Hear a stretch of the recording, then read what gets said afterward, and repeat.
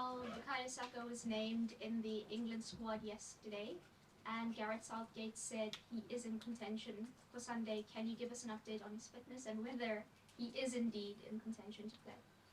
Well, he's in contention. Let's see how he progresses from here to Sunday. And obviously, he had to leave the pitch. That's never good news, but let's see how it recovers. Can you give us clarity on what exactly the muscular injury was? I leave that for the doctors. And Thomas Partey, is he fit enough to start now? And is there any other team news we should know about? Well, he's ahead of schedule, that's for sure. And we wanted to have him in the squad. If we needed to, the way the game planned, obviously we had other necessities and we didn't use him. So it's good. He will be in the squad. So you call me there? Is that it? Okay, we'll go to Jake from the Premier League. Thank you. Mikel, you made your best unbeaten start for Arsenal since 16 years ago. What, if anything, can you put that down to? Well, consistency, for sure. And that's what we are looking for. I think in this league, you have to be at your best every single match. We have managed to win a lot of games. Something that we have been better is when you cannot win, you don't lose it, except of a midweek in the Champions League. And that's why it requires to be every single 3 days, be at your best. How's David Raya settled in since he arrived from Brentford? Very good. Around the place with his teammates, around the club, obviously. He knows London really well. He knows the way we play. He's so used to that. He knows the league so exceptionally well. And looking at Sunday's game then, is there anything at all that you can take from the Community Shield game into Sunday's game? Well, that was an important one for us. Obviously, winning that title against City is always something that you have to value the way we did it as well. And it gives us confidence as well and belief that we can beat them. Is there any difference that you think now between the sides as opposed to back then? Well, as a while ago, obviously, it was after pre-season. We have some players available, some players not available. We are much more into the season, so I think it will be a different game. Okay, best of luck. Go to Bradley from TalkSport. Hi Mikel, Hi. hope you're well. Does Wolves win over Man City last week show that City aren't as invincible as many people think they are? Well, I don't know. Any team in the Premier League has the tools and the quality to beat you, and I think all the managers, we are aware of that for sure. I mean, we've looked at Arsenal's record against City in the league in recent memory. I don't think Arsenal have beaten City in the league since 2015.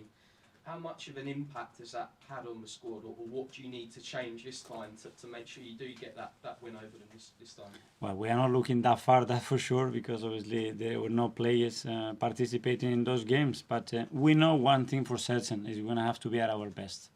And we're going to have to be at our best in every department for 100 minutes. And then we have a chance. Is this a season-defining game for Arsenal? I mean, if you do get 3 points, does that give you much needed confidence to show that you can win the Premier League this year? No, it would be a big boost, obviously, energy and confidence-wise, but apart from that and the 3 points, nothing else.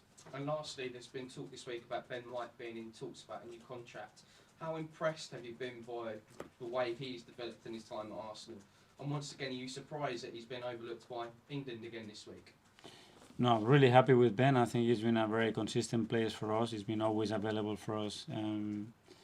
I think he has developed in a great way, both as a centre-back and especially as a full-back, because there were some question marks there as well.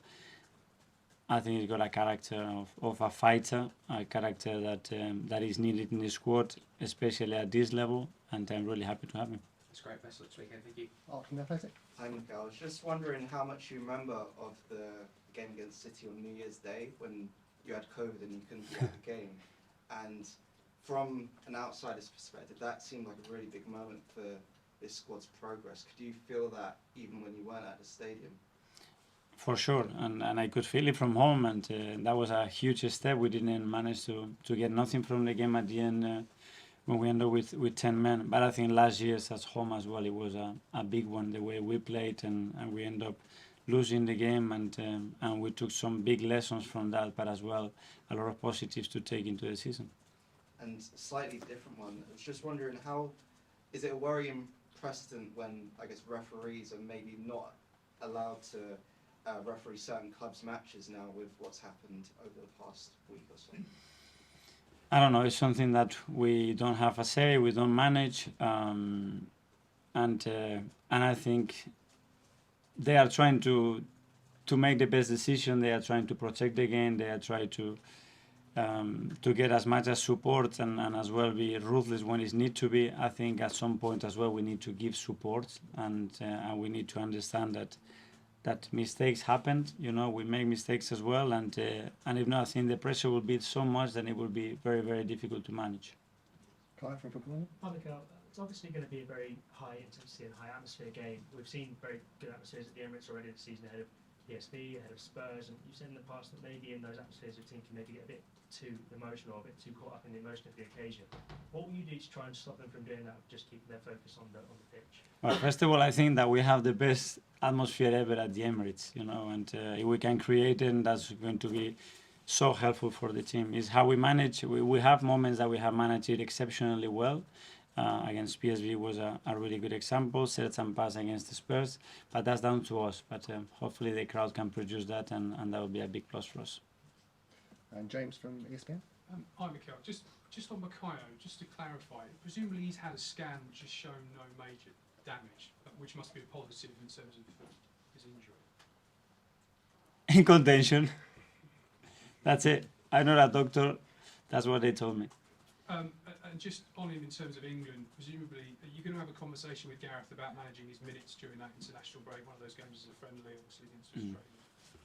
Listen, I have spoken to Gareth in several occasions, you know, but I have to do my job. I give him the news and the position that everybody is at, and then we have really good communication, and he needs to make the best decision as well for the national team, and I'm not going to get involved there. And just on Sunday, there's obviously always a lot of focus around you and Pep in these games and your relationship. Can you two surprise each other still? I don't know. I'm sure that every year we have new tools, new players, and can do different things. Obviously, we know each other and we expect certain things from each other, but at the end, this is down to the players, and they are the ones that surprise you the most, that's for sure. What was the last thing he did that surprised you?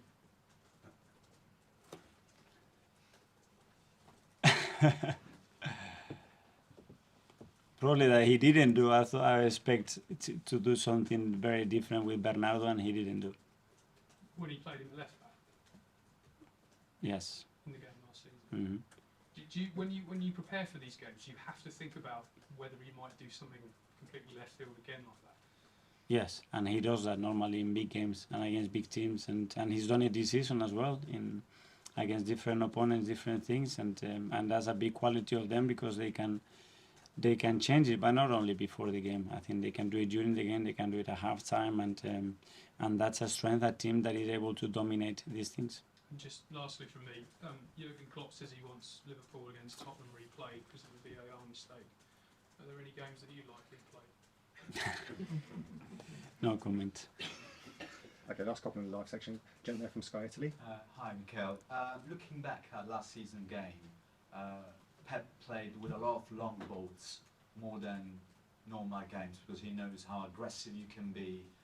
Do you think how much knowing each other so well affects the preparation of this game?